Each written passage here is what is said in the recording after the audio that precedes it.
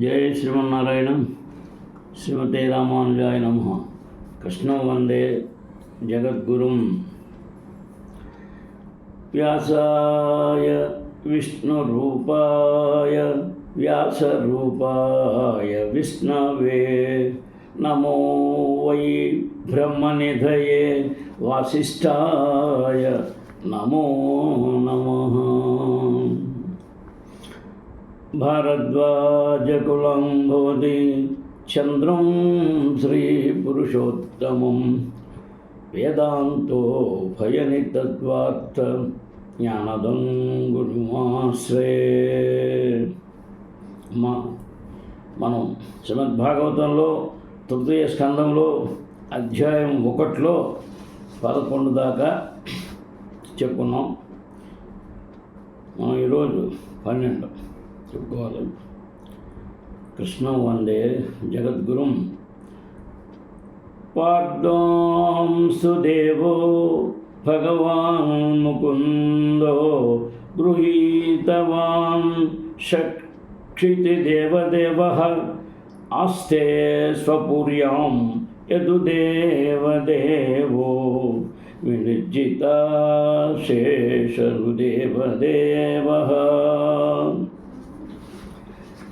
దేవదేవుడు శ్రీకృష్ణ భగవానుడు వృధాతనయులు తన బంధువులుగా అంగీకరించి ఉన్నాడు. ప్రపంచరాజులందరూ ఆ దేవదేవులతోనే కూడి ఉన్నారు. ప్రస్తుతము అతడు కుటుంబ సభ్యులు మరియు యదువంశపు రాజులను, రాజకుమారులను, అసంఖ్యాక రాజులను జయించినట్టు వారు కూడి తన గృహమున్నారు. అతడే వారికి ప్రభువు. వృధాతన్యులకు పాండవులతో రాజకీయ సన్నివేశమున విదురుడు ధృతరాష్ట్రునకు చక్కని మంత్రణము నొసగెను.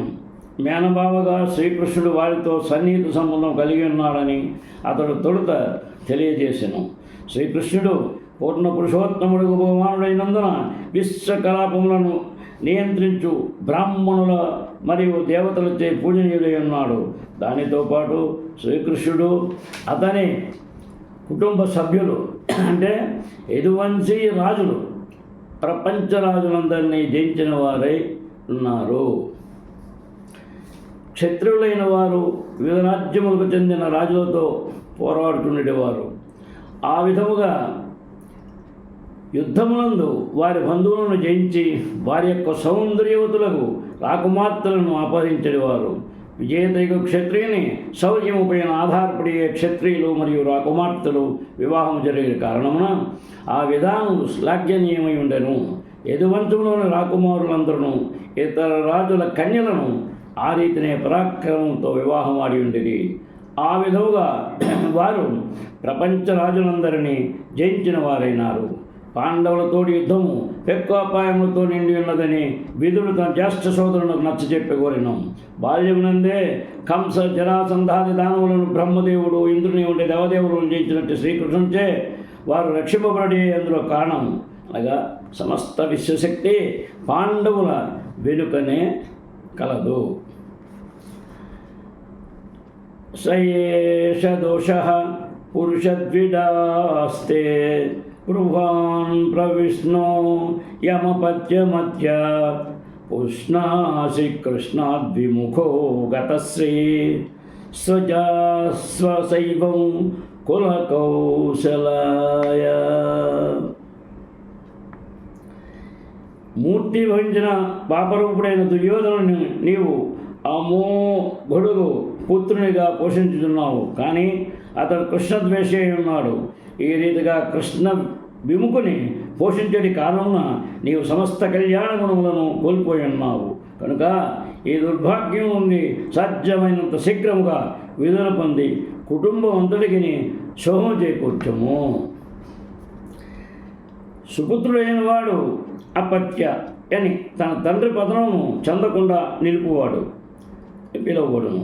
తండ్రి మరణించినప్పుడు తనయుడు దేవదేవుడుకు విష్ణు ప్రీత్యర్థమ యజ్ఞములను ఆహుతులను అర్పించడం ద్వారా అతని ఆత్మను రక్షించగలడు. ఈ పద్ధతి భారతదేశం నందు ఇంకనూ అమలులో ఉన్నది. తండ్రి మరణానంతరము పుత్రుడు గయా ప్రాంతమునందలి విష్ణుపాద పద్మముల చెంత ఆహుతులు అర్పించనేవును. తండ్రి బద్ధుడైనచో తనయుడు ఆ విధముగా తన ఆత్మను ఉద్ధరించును. కానీ తనయుడు ఇదివరకే విష్ణు విరోధి అయినచో అట్టి విరోధ భావమును విష్ణుపాద పద్మములకు ఎట్లు ఆహుతులను అర్పించగలడు?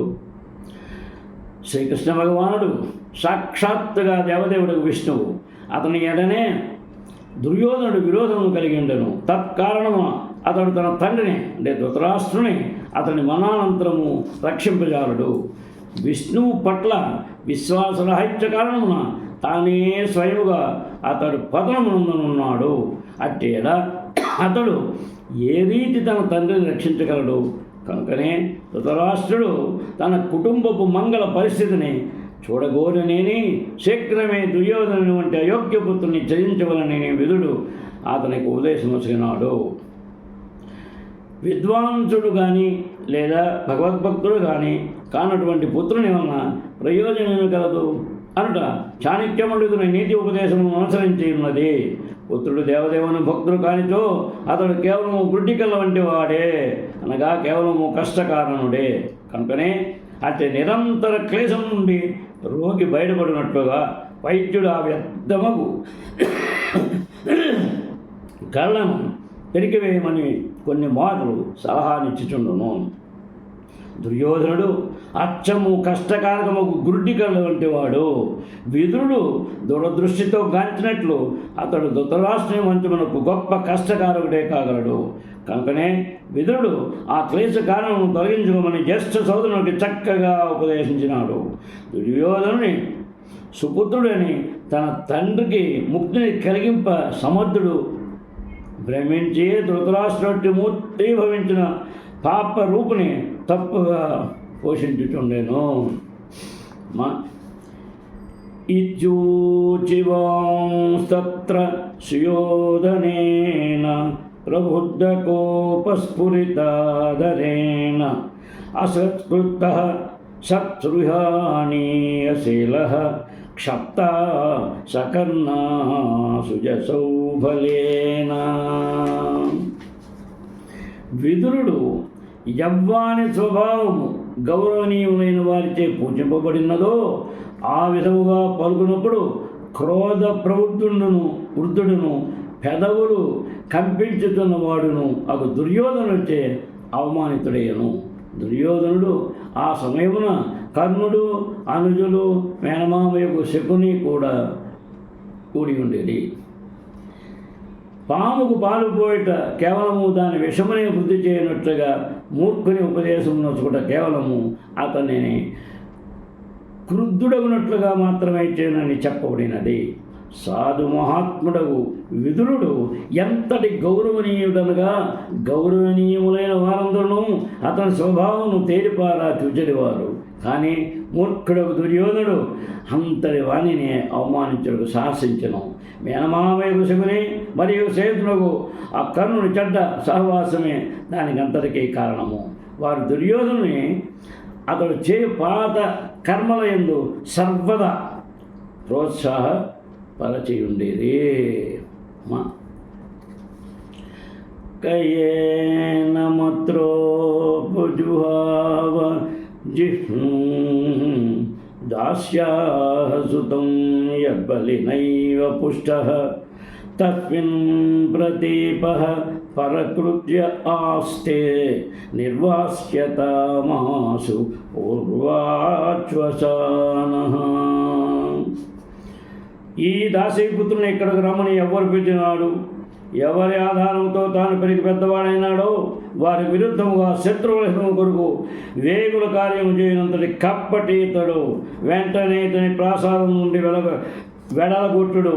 కేవలము శ్వాసను మిగిల్చి ఇతనిని విడిచివేయుడు. చూడండి అమ్మా, ఎంత ఇదిగా మరి దుర్యోధనుడు ఆ విజనమోహన్భావుడికి చెప్పారు. చూడండి, వివాహ సమయమున క్షత్రియ రాజుల వివాహం ఆడిన రాకుమారితో పాటు పలువురు ఇతర కన్యలను సైతము తమ వెంట కొనిపోదురు. రాజు యొక్క ఈ సేవికాగణము దాసీలని పిలువబడుదురు. రాజుతో గల సన్నిహిత సాంగత్యము దాసీజనులు పుత్రులను పొందవచ్చును. అట్టి పుత్రులు దాసీ పుత్రులుగా పిలువబడుదురు. రాజ్యాధికారమును వారికి భాగము లేకున్నను రాకుమారుల వలె పోషణ మరియు ఇతర సౌకర్యములను మాత్రము వారు పొందుదురు. విదురుడు సైతము అటువంటి దాసీ పుత్రుడే, కనుకనే అతను క్షత్రియులందు గణింపబడలేదు. కానీ ధృతరాష్ట్రం మాత్రము అనుజుడు దాసీపుత్రుని విదురుడు పట్ల అమితానురాగము కలిగి ఉండెను. విదుడు అతనికి మంచి స్నేహితుడును తాత్విక సలహాదారును అయి ఉండెను. విదుడు గొప్ప మహాత్ముడు మరియు తమ శ్రేయోభిలాషిని ఎరిగినప్పటికీ దుర్యోధనుడు దురదృష్టవశాత్తు తీవ్ర పదజాలములను ఉపయోగించి అతని మనస్సును గాయపరిచెను. దుర్యోధనుడు విదురుని జన్మపైన దెబ్బతీయటేగాక అతని విశ్వాసఘాతకుడనియు పలికెను. తాను శత్రువుగా భావించు ధర్మరాజు యొక్క కార్యమును విదురుడు బలపరుచున్నట్లు అతనికి గోచరించుడే అందులో కారణము. విదురుని వెంటనే రాజప్రసాదం నుండి వెళ్ళగొట్టి అతని సంపత్తులన్నింటినీ తీసుకుని వలని దుర్యోధనుడు కోరెను. సాధ్యమైన చివరి శ్వాస విగుణంత వరకు విదురుని బెత్తముతో కొట్టించుటకును అతడు ఇష్టపడేవాడు. పాండవుల పక్షమున ధృతరాష్ట్రులకు ఉపదేశమగిన కారణమున విదురుని అతడు వారి గూఢచారిని ఆరోపించను. రాజప్రాసాదపు జీవన స్థితి మరియు రాజనీతి మర్మములు ఆ రీతిగానే ఉండను. అట్టి స్థితి యందు విదురుని వంటి దోషరహిత పురుషుడు సైతము హేయమైన ఆరోపణ కావింపబడి శిక్షింపబడును. దుర్యోధనుని సోదరుని తనయుడు యొక్క అట్టి అనూహ్యము ప్రవర్తనను కాంచి విదురుడు మిగుల చకుతుడయ్యను. వాస్తవముగా ఏదియనో జరగక మునిపే అతడు రాజప్రసాదమును వీడుటకు శుభము కొరకు నిశ్చయించుకొనెను. తర్వాత స్వయం ధనుద్వారి నిధాయ మాయాం భ్రాతు పురో మర్మసుతాడితోపి స ఇష్టమచుల్బన కర్ణబాణై గతవ్యధో యాదురు మానయా. ఆ విధముగా కర్ణముల గుండా గుచ్చుకుని పోయిన బాణములు హృదయాంతరాలమును తాకగా విదుడు తన పిల్లను గృహద్వారమును విడిచి సోదరుని గృహమును విడెను. బాహ్యశక్తి యొక్క కర్మలు సర్వోత్కృష్టమైనవని భావించిన కారణమున అతడు ఏమాత్రము వ్యధ చెందలేదు. భగవానుని మాయాశక్తి సృజింపబడిన ఎట్టి వికార పరిస్థితి చేతను విశుద్ధ భక్తుడిని అన్నడును కలత కూరికాడు. భగవద్గీత 3:2-7 యందు ఈ విషయమును ఇట్లు తెలుపబడినది. ప్రకృతే క్రియమాణాని గుణైః కర్మాణి సర్వశః అహంకార విమూఢాత్మా కర్తాహమితి మన్యతే. బాహ్య శక్తి యొక్క వివిధ గుణముల ప్రభావం బద్ధజీవుడు భౌతిక అస్తిత్వమున తాదాత్మ్యము చెందియుండును.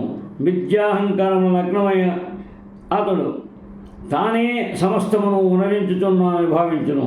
ఆయా మాయాశక్తి భౌతిక ప్రకృతి పూర్తిగా దేవదేవుని ఆధీనమున ఉండునట్టిది.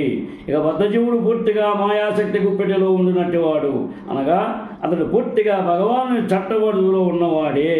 కానీ కేవలం భ్రాంతి కారణమనే అతడు తన కర్మల యందు తాను స్వతంత్రుడనని భావించును. దుర్యోధనుడు అట్టి బాహ్య ప్రకృతి ప్రభావముని వర్తించను. దానిచే అతడు అంత్యము పూర్తిగా నాశనము కానున్నాడు.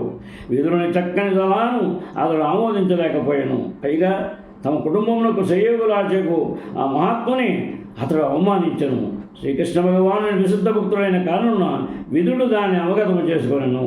మాయా ప్రభావం అనే బాహ్య శక్తి ప్రభావము దుర్యోధనుడు తన స్వనాశన పదమున పురోగమించుతున్నాడని విదుడు తాను అతని పురుషవాక్కులచే తీవ్రముగా అవమానింపబడినప్పటికీ గాంచగలిగాను.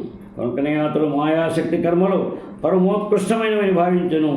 అయినను భగవానుని ఆంతరంగిక శక్తి ఏ విధముగా తనకు ఆ పరిస్థితి యందు సహాయపడిననడి విషయము సైతము అతడు గాంచెను. ఒక రకం మంచి బాగుంది అనుకున్నాడు. నేను ఇలా చేయటం వల్ల నాకు ఇంకా ఫ్రీగా ఉంటాను హాయిగా ఆ నామాన్ని చెప్పి ఆ కృష్ణ పరమాత్మను ఇచ్చేసుకుంటూ ఉంటాననే భావం లోపల ఆయనలో ఉందన్నమాట. భౌతిక జగత్తు ఇవన్నీ కూడా ఆయన చేస్తున్నాడు, అంత మంచిదే. భౌతిక జగత్తు ఆకర్షణలో భక్తుడు ఎన్నడూ సంతృప్తి పరుపజాలనందున అతడెల్లవేళల వైరాగ్యభావం అందే ఉండును. విదురుడు ఏనాడును సోదరుని రాజప్రాసాదము పట్ల ఆకర్షితుడు కాలేదు.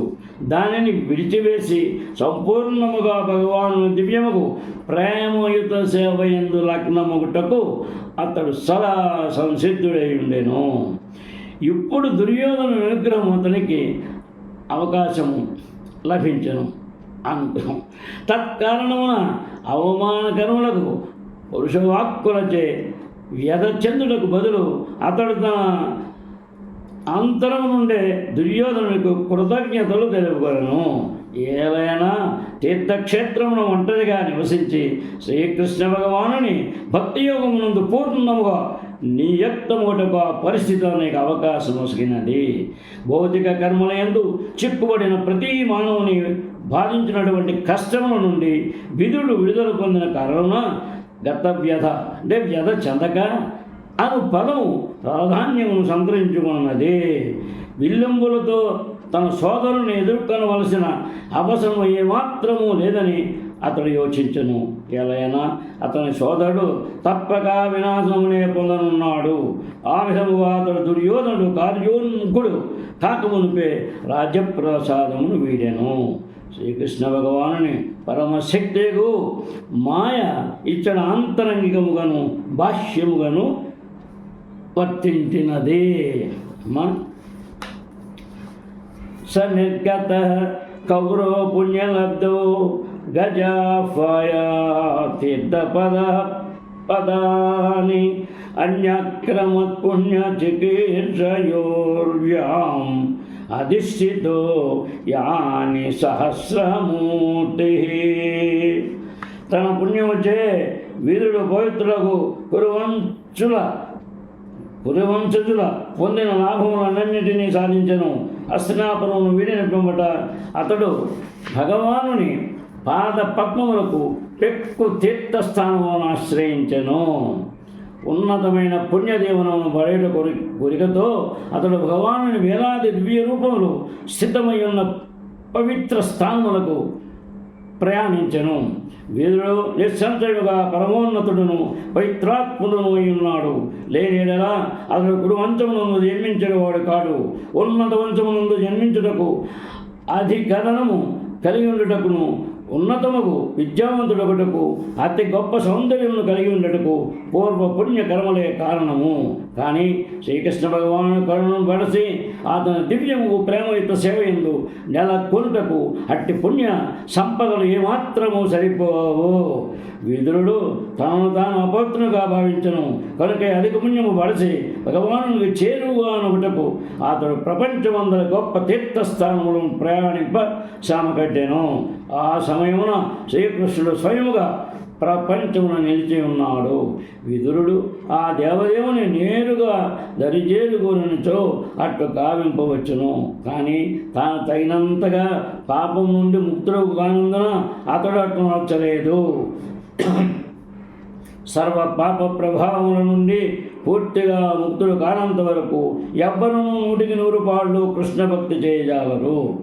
కుటిల రాజనీతిజ్ఞులకు ధృతరాష్ట్రుడు దుర్యోధన సాంగత్యముతే తన పుణ్యము నశించినదనే విషయం వీరుడు ఎరిగి ఉండెను.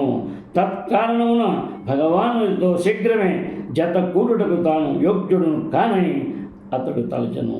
భగవద్గీత 7:2-8 యందు ఈ విషయము ఈ క్రింది శ్లోకమున ధ్రువపరపడినది. అమ్మ ఏషాం త్వంతగతం పాపం జనానాం పుణ్యకర్మణాం తే ద్వంద్వమోహా నిర్ముక్త భజంతే మాం దృఢవ్రతాః. జయ శ్రీమన్నారాయణ. శ్రీమతే రామానుజాయ నమః. కృష్ణం వందే జగద్గురుం. శ్రీకాంతాయ కళ్యాణనిధే నిదర్దినాం శ్రీవేంకటనివాసాయ శ్రీనివాసాయ మంగళం. జయ శ్రీమన్నారాయణ. శ్రీమతే రామానుజాయ నమః. కృష్ణం వందే జగద్గురుం. సర్వే జనా సుఖినో భవంతు. జై శ్రీకృష్ణ.